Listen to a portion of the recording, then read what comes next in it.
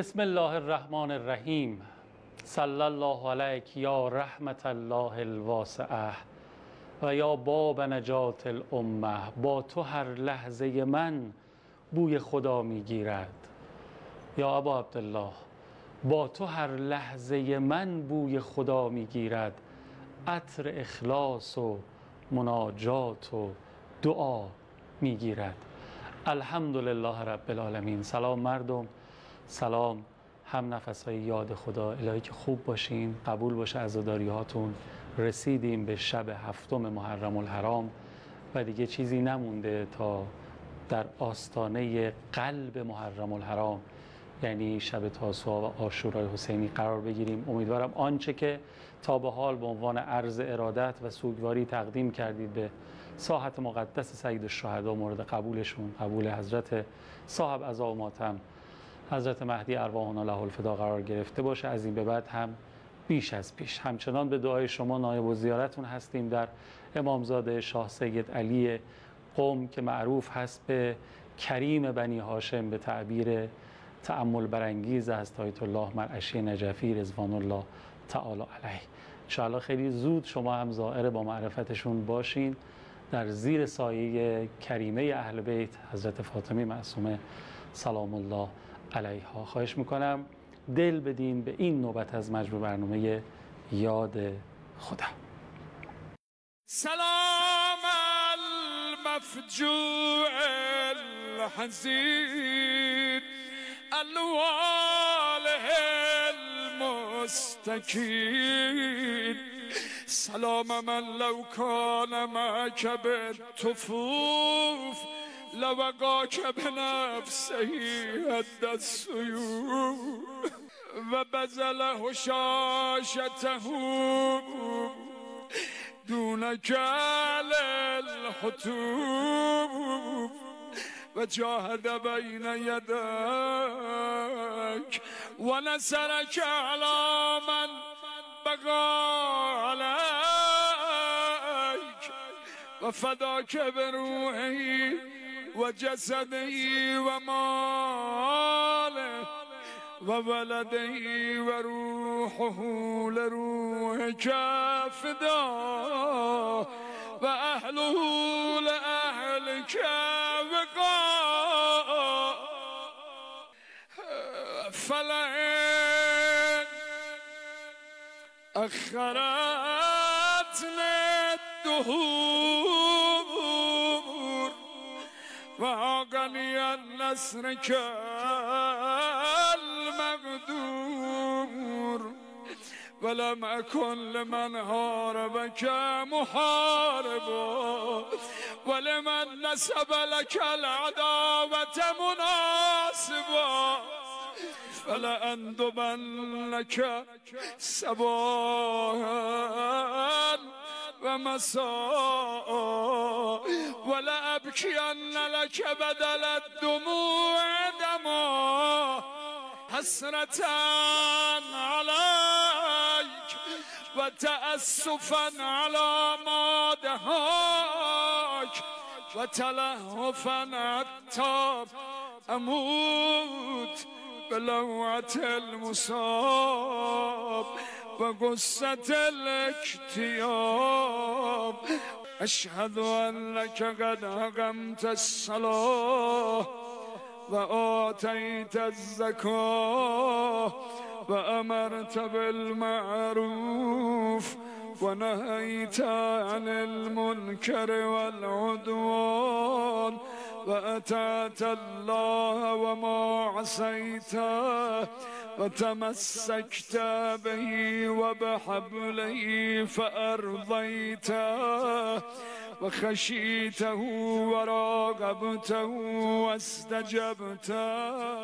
صلی الله علیک یا ابا عبدالله. خیلی ممنونم که کانال تلویزیون شما روی شبکه قرآن تنظیمه و از قاب یاد خدا زائر از راه دور امامزاده شاه سید علی هستید در قم مقدس که با 3 واسطه فرزند ابوالهوایج حضرت ابوالفضل العباس هستند و دل میدید به برنامه خودتون و منتظری تا گفتگوی حقیر با آقای هدایت عزیز شروع بشه. آقا سلام علیکم و رحمت الله، خیلی خوش آمدید. عرض تسلیت مجدد. سلام خدمت شما همه بینندگان عزیز، انشالله عزاداریاتون قبول باشه. شب 7 محرم واقعا دیگه اوج عزاداری ها از امشب شروع میشه. یه علتش هم اینه که از امشبه که دیگه آب رو بر خیمه ها بستن و اون مصیبت آتش و تشنگی کربلا ریشش از امشبه. و میدونید آیه قوامی عزیز، حضرت آدم فعصا آدم و ربه فقوا، به این مضمون رو حضرت آدم عصیانی کرد و این عصیان باعث شد که هبوط بکنه. آدم نیاز داشت به اینکه توبه بکنه. فتلقی آدم من ربه کلمات، حضرت آدم از خداوند متعال کلماتی رو یاد گرفت. روایت داره که کلمات به این مضمونه: یا حمید و به حق محمد، یا عالی و به حق علی، یا فاطر و به حق فاطمه، میرسه به اسم امام حسین: یا قدیم الاحسان به حق الحسین. اینجا بود دل آدم لرزید. این متن روایته. سوال کرد از جبرائیل که چرا اسم این فرزندم که اومد دلم لرزید.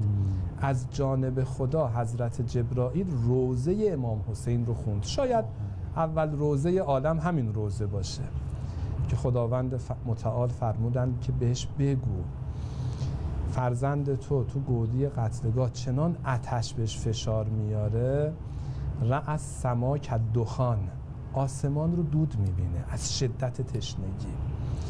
و جالب اینجاست که همه اهل بیت با همین مصیبت سوختند از شدت این مصیبت.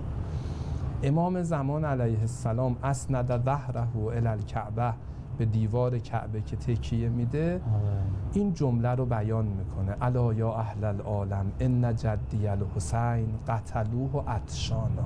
کلمه عطشان رو میفرماید. امام سجاد علیه السلام وقتی پدر خودشون رو تو خاک گذاشتن، دفن کردن، ابا عبدالله الحسین رو داره با انگشت خودشون روی قبر پدر نوشتن: هذا قبر ابی عبدالله الحسین الذی قتلوه عطشانا. کل معرفی پدرشون رو قبر نوشتن، اون کسی که با لب تشنه به شهادت رسید.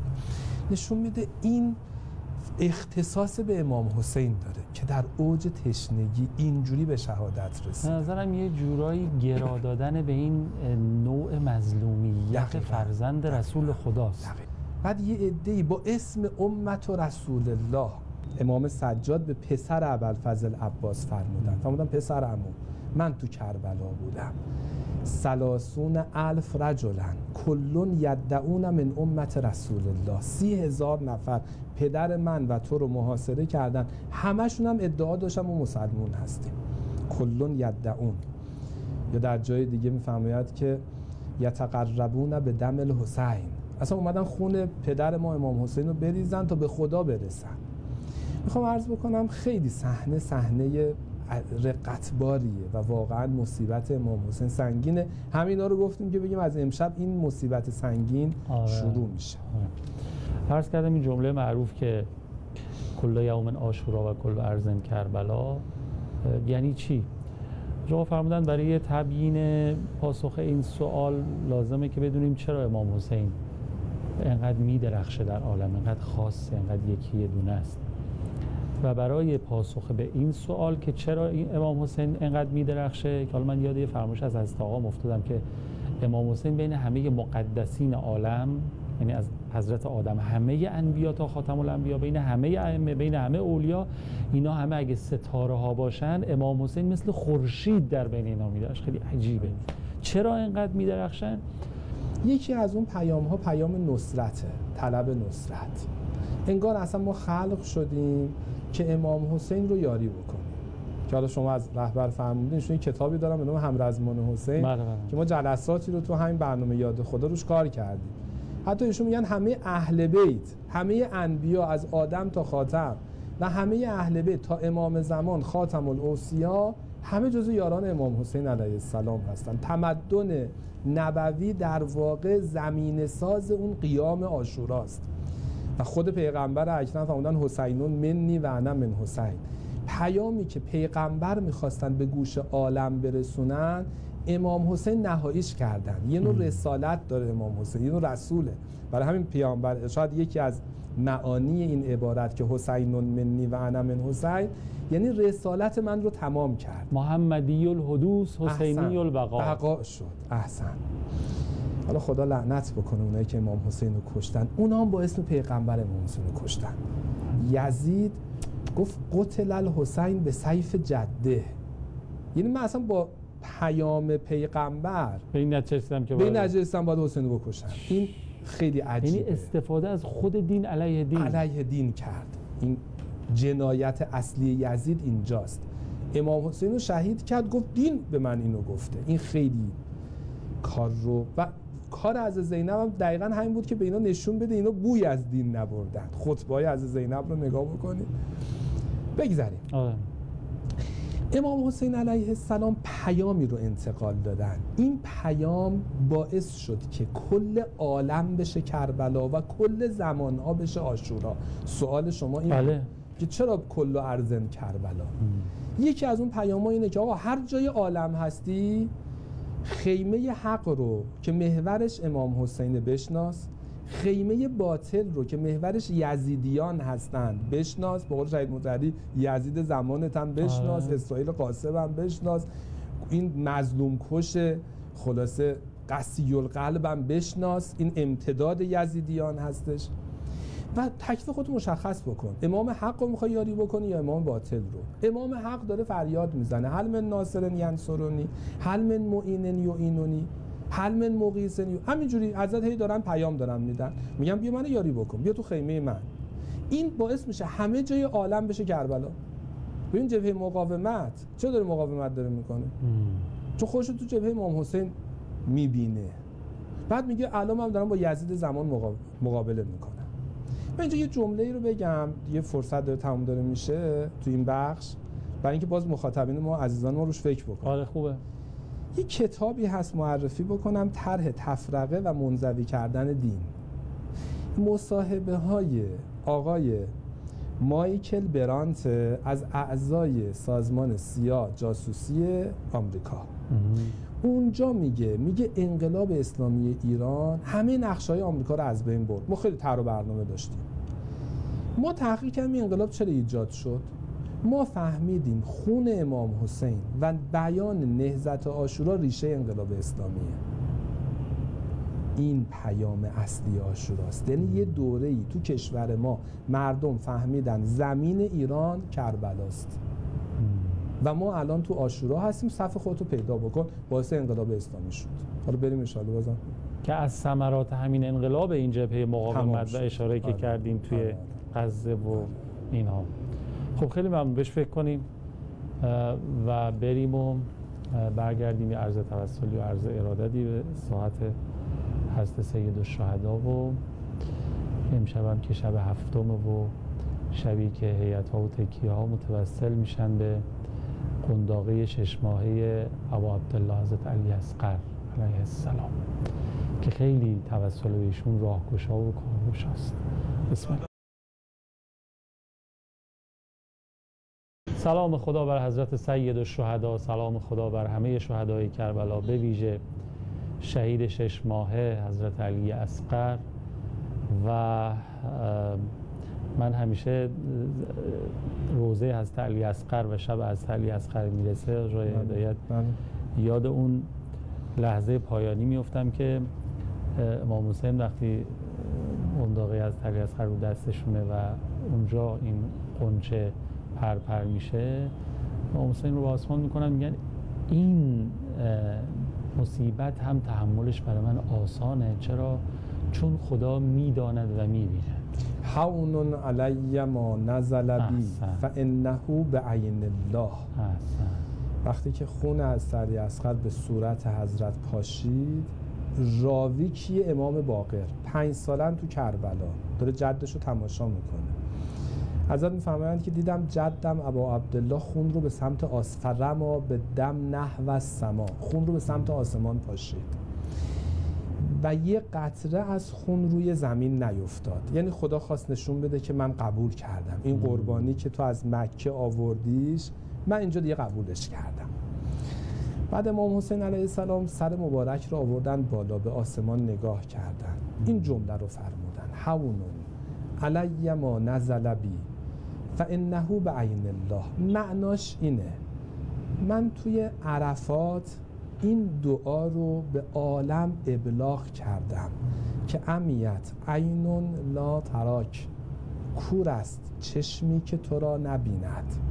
اون یاد هست اونجا گفتم اینجا به عالم نشون دادم اون چشمو. اونجا توحید نظری بود، بیان کردم آقا توحید یعنی چی؟ این تو چشم خدا رو ببینی. حالا اینجا صحنه عملی میشه توحید عملی. این عرفا همش بیان کردن، حسین نشان داد. خدا رحمت بکنه شهید آوینی میگه بایزید و اسم بعضی از عرفا رو بیان میکنه، میگه اونا حرفشو زدن تو کوچه های سوسنگرد، تو آزادسازی خرمشهر، یاران ابا عبدالله الحسین اون عرفانو نشون دادن، عرفانو نشون دادن. اینا هم همشون پای مکتب امام حسین این حالت نشون دادن. اوج این عرفان هم این لحظه است که پاره جگر امام حسین مظلومانه، این خون چه گناهی کرده بود، اینو به من تستحلون دمی. امام حسین علیه السلام یا تو رو کردن جمعیت گفتم بعد چی خون من میخواد بریزه؟ من چه گناهی کردم؟ چیکار کردم؟ چون من دعوت کردم من اومدم. بعد اینا اومدن گفتن که خفنا ترحل عطا، ما میترسیم اگر خونتون نریزیم اون پولی که داشتن به ما میدادن قطع بشه. عطا یعنی اون پول هدایایی که عبیدالله و اینا کیسه رو شل کرد و ریخت توی کوفه و اینا، میترسیم اون پول دیگه به ما نده. این جمله رو که امام حسین اصلا شنیدن متوجه شدن اینا کور شدن، یعنی آب شور دنیا رو خوردن، دیگه مریض شدن. اینجا بود که امام حسین علیه السلام برگشتن به سمت خیمگاه و علی اصغر رو بغل کردن. یه حالتش اینه، یه نگاه اینه که امام حسین دیدن اینا مریض دنیا شدن، گفتن اینا باید با یه چیزی بتونه از دنیا نجات پیدا بکنن. اوج نجات از اون غرقاب دنیا خون از علی اصغر، وجود از علی اصغره. این بچه دیگه، حالا اینا شاید تو ذهنشون اومده باشه امام حسین به حال نیرو نظامیه، اما بچه که چیزی نداره، که بچه قنداقه داره، هیچی نداره. امام حسین علیه السلام بچه رو بلند کردن که یعنی هر کسی تو بیماری هم باشه، تو اوج غفلت هم باشه، از تو ذهنش بیاد، فطرتش بیدار بشه، بگه بچه که گناهی نداره. آره بلکه بیدار شه، بلکه بیدار بشن. یعنی چقدر قربونشون برم تا اون لحظه آخر دنبال همین آره نجات بودن، دارو دادن. از علی اصغر داروی بیماری‌های عالمه. همه اونا که تو اوج غفلت باشن دیگه با از علی اصغر میتونن نجات پیدا بکنن. آره همین که شما هی دارید توضیح میدید، من آدم تازه متوجه میشه چرا ما شنیدیم از مراجع علما بزرگان متوسل به مثلا و چرا بهشون میگن باب الحوائج، مثلا 6 ماهه علی اصغر مگه چه؟ اینه علتش که داره که مثلا بزرگان تو همین قوم مراجع تقلید 10 شب فقط روزه از علی اصغر، یعنی میگفتن آقا فقط روزه از، چون ببین هر کسی تو اوج بیماری هم باشه دیگه نجات پیدا میکنه. اینا رقیه و راقی هستند. راقی یعنی نجاتگر، رقیه یعنی دخترک نجاتگر، راقی یعنی پسر نجاتگر. اینا نجات میدن امت رو. تو اوج دنیا و دنیا طلبی هم باشی به واسطه همین خون، به واسطه همین گریه نجات پیدا میکنه. این مقتل رو بخونم محضرتون. لحوف نوشته لما اسخن الحسین بالجراح، وقتی دیگه تمام بدن امام حسین پر از جراحت شد و بقیه کل قنفذ، تمام بدن پر از تیر شد. یه نامردی یه نیزه‌ای به سمت امام حسین پرتاب کرد، فسقط الحسین من الفرس. امام حسین دیگه از اسب بلند مرتبه شاهی ز صدر زین افتاد. اگر غلط نکنم عرش بر زمین افتاد. واقعا عرش بر زمین افتاد. وقتی این داره طرف راست امام حسین هم رو زمین قرار گرفت، این متن مقتل هستش. علی خده الایمن و هو یقول. دیدن لبان امام حسین داره تکون میخوره، یه جمله گفتن. جلسات قبل چی گفتن حضرت دارن یه پیامی رو به عالم انتقال میدن، هی هم با خونشون امضا میکنن. اون قسمت‌های آخر پیام خیلی مهمه. حضرت فرمودن بسم الله و بالله و علی ملت رسول الله. تا این جمله رو گفتن یه لحظه حضرت از هوش رفتن، از حال رفتن به خاطر شدت جراحت. این جمله یعنی چه؟ لحظات آخر جمله رو بیان میکنم. خدا در قرآن میفرماید کشتی حضرت نوح، سوره هود آیه 41، و قال ارکبوا فیها بسم الله مجراها و مرساها. کشتی امام حسین با چی حرکت میکرد؟ بنزینش چی بود؟ بسم الله. امام حسین وقتی از عرش به زمین افتاد یه جمله گفت بسم الله، یعنی سفینه الحسین را افتاد. آی دل تاریخ، همه جا کربلاست و همه شما تو زمینی که من افتادم حضور دارید. الان وقت حرکته. یا بنیه ارکب معنا، پسرکم بیا پیش من، تو کشتی من بشین، نباشه به قله دیگری که تصور میکنی قله است. دروغه، سرابه، دنیا سرابه، به اونجا پناه نیاری. یا فقط سفینه النجات حسینه که تو رو نجات میده. پیام های عاشورا رو میخوام بگم. و امام حسین میگن تو فکر نکن جای دیگه و در زمان دیگری هستی، همتون تو زمان من هستید، همتون توی زمین من هستید، بیایید سوار کشتی بشید با هم را بیفتیم. یکی از معانی کل ارضن کربلا و کل یومن عاشورا، یعنی بریم سوار کشتی امام حسین بشیم. این کشتی همین الان کنار ماست. خیلی ممنونم آقا.